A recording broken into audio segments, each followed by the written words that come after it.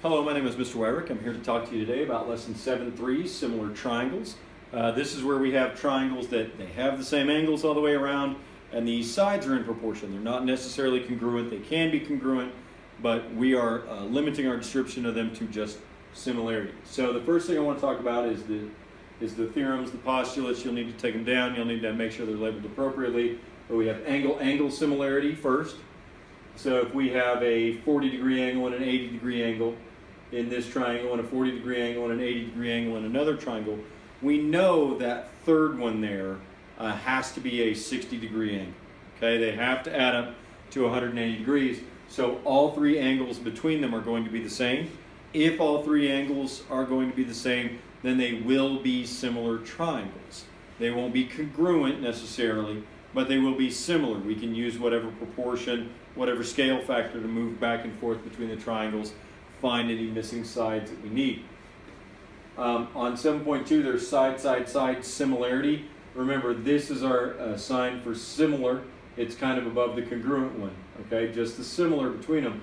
The side similarity means that we have those sides in proportion to one another, okay? So if it's like a 3, 4, 5 right triangle, then we're dealing with a 6, 8, 10 right triangle. We have that similarity between them in those sides so that we can prove that they are similar, and then we can make the assumptions that the angles are going to be congruent.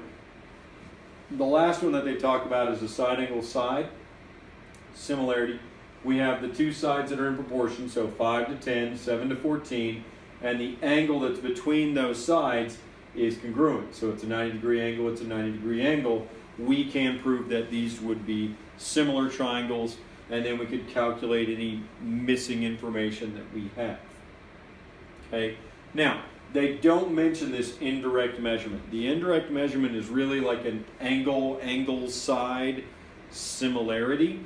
This would be something where, like, the sun is up here. The angle that the sun is coming down on both my little stick figure and the tree here is going to be the same angle. The angle formed by me standing on the ground is going to be a 90-degree angle. Same thing with the tree. And we have our shadows here that are in proportion because of those angles. Okay? So with the shadows in proportion, I can use that to find the missing height on the tree. Or if I know how tall the tree is, I know how tall I am, I find the length of my shadow, I can tell you how long this shadow is going to be. A lot of your similar triangle stuff is really going to be, if there's any calculation at all, we are finding a missing measure. Only a little of it really is going to be proved that they are similar, since most of the time it's just going to be angle similarity. So most of your time on this lesson is going to be spent doing find the missing measurement for these similar triangles. If you have any questions on this, be sure to ask me once you get to class, and we'll see you there.